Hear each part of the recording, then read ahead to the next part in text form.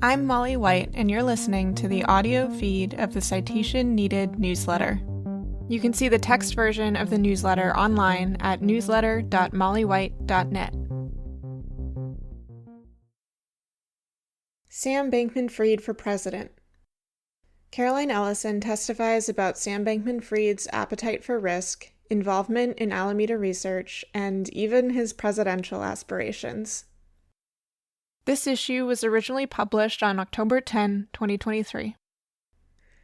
If anyone out there was looking for a silver lining in the FTX collapse, Caroline Ellison delivered it to us today. The failure of Sam Bankman-Fried's cryptocurrency empire, and his likely felony convictions as a result, have almost certainly spared us from having to endure any future Sam Bankman-Fried presidential campaign.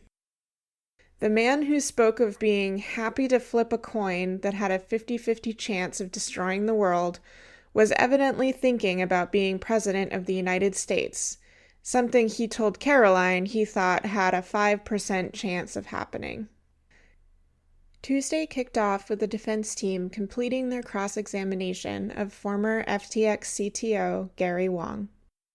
They repeatedly tried to get him to agree with their insinuation that FTX and Alameda Research were solvent on paper even up through the November 2022 collapse, if you believed their liquid assets, namely the FTT and Serum tokens, could be sold en masse at mark-to-market values. The defense team probably did not appreciate Wang repeatedly pointing out that those tokens were illiquid and couldn't be sold for the stated values claimed by the defense. The defense also repeatedly referred to funds stored in, quote, Alameda's bank accounts, which Wang pointed out were actually funds deposited by FTX customers and belonging to them, not to Alameda.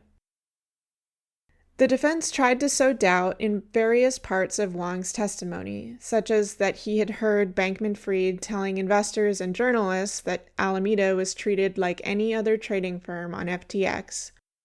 They suggested that he hadn't heard the question on the other end of the line, and that it was possible that Bankman-Fried was answering honestly about some of the ways that Alameda was treated equivalently. They also tried to spin a story that Bankman-Fried might not have been aware of Alameda's debt to FTX, suggesting that perhaps the spreadsheet with Alameda's debt that Wang had testified to constantly seeing on Bankman-Fried's screen was perhaps something else. Attempts to get Wang to suggest that Bankman-Fried was concerned that Caroline Ellison wasn't, quote, up to the task, end quote, of being CEO of Alameda Research were swatted down by the judge, who balked at their attempts to get Wang to do the testifying when it came to Bankman-Fried's feelings. Finally, the defense tried to suggest to jurors that perhaps Gary Wang was simply saying what the government wanted to hear because he's hoping they will send what's called a 5K letter to the judge, a letter outlining that he had substantially cooperated with the prosecution, which would then allow the judge to consider a lighter sentence.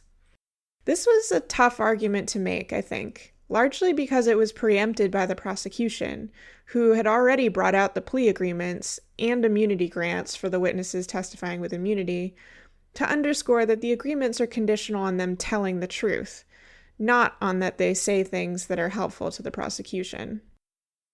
At one point during Adam Yedidia's cross-examination, defense attorney Christian Everdell seemed to hint at the idea that prosecutors might punish witnesses for telling the truth if it was inconvenient to the prosecution, saying, quote, if they thought you were lying, they could prosecute you for perjury, correct? It was up to the government to decide whether or not you were telling them the truth, correct? End quote. This seems like a challenging defense to bring in front of a jury, given that jurors tend to generally be rather trusting of the criminal justice system and of government officials, and unlikely to entertain what may sound to them like a conspiracy theory. Caroline Ellison, former Alameda Research CEO and on-and-off girlfriend of Sam Bankman-Fried, was next to take the stand.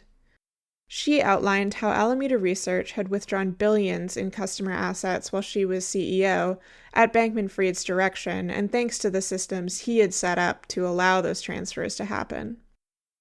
She also described incorrect balance sheets that Bankman-Fried instructed her to make, which were then used to mislead lenders by making Alameda's assets and liabilities look less risky than in reality.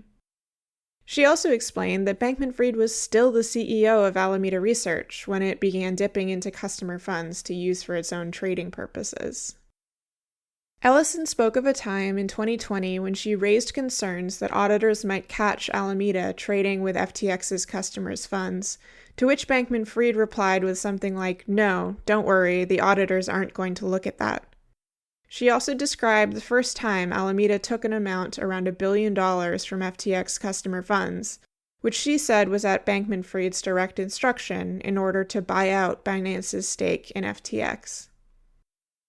Ellison also offered some interesting new tidbits, such as that Bankman-Fried instructed her to have Alameda prop up the price of the FTT token if it ever fell below $1, and got upset if she ever discussed this manipulation around other employees. He later instructed her, even when the price of FTT was well above $1, to buy the token if a large amount of it was ever sold onto the market, or if the price was falling. He was also the one, she said, who told her to add Alameda's substantial FTT holdings, marked to market, on their balance sheet in order to make the firm more attractive to lenders. And he was the one who instructed her to offer to buy up FTT tokens when Binance threatened to sell them, in an incident that only compounded the panic around FTX's solvency. Ellison talked about Bankman-Fried's advice to her on borrowing from external lenders, which was generally to borrow as much as she could under any terms she could get. She spoke about being concerned with the risk involved in taking out open-term loans that could be recalled at any moment, and putting those funds into illiquid, long-term investments in early-stage companies, but said that Bankman-Fried was more willing to take risks than most people if he believed that they had, quote, positive EV, or expected value. Ellison also spoke about her personal and professional relationship with Bankman-Fried, including that she didn't feel prepared to be the CEO of Alameda Research.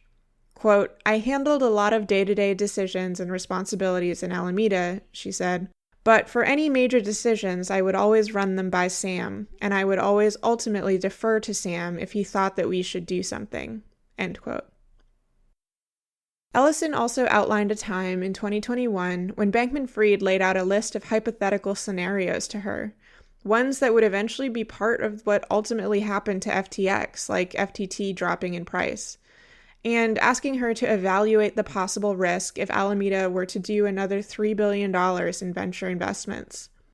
She produced her analysis to Bankman-Fried and discussed it with him, concluding that it would, quote, put Alameda in a significantly riskier position and make it much less likely or almost impossible that we would be able to pay off our loans if all of our loans were called at once. She explained that she believed if loans were recalled, they would need to use customer funds to pay them off. Despite that, Bankman-Fried decided to do the venture investments anyway. Ultimately, her fears would come true. The prosecution still had more questioning to do when trial wrapped up for the day. They later told the judge they expect that their questioning and the defense's cross-examination will likely take all of tomorrow. We've yet to hear any cross-examination of Ellison, but given the defense's opening statement, it's safe to say they will attempt to pin FTX's collapse on her, claiming that she was the CEO of Alameda Research and Bankman-Fried had no real idea what was going on and no control over the company. This is an argument they've already gestured towards in previous questions to other witnesses, but in my opinion, it's been a weird and inconsistent line of argument. They seem to be going for a have your cake and eat it too approach, where they first claim that Bankman-Fried had no knowledge of what was going on at Alameda or control over the company after Ellison was installed as CEO, but also that he instructed her to hedge and was angry when she failed to do so. We also may learn how much Bankman-Fried's "Ellison was my spurned lover" media strategy was endorsed by his defense team versus something he and he alone thought might be useful. It's possible that the defense will try to delve deeply into Ellison's personal life, including by asking questions about her romantic relationship with Bankman-Fried, but also potentially about things like her illicit drug use, a strategy that could help to discredit her, but could also bear the substantial risk of alienating the jury and making the defense team, and by extension Bankman-Fried, even less likable to jurors. Thanks for listening to this issue of the Citation Needed newsletter. To learn how to support my work, visit mollywhite.net/support. If you would like to read the text versions of these episodes, sign up to receive the newsletter in your email, or support my work on a recurring basis, go to newsletter.mollywhite.net.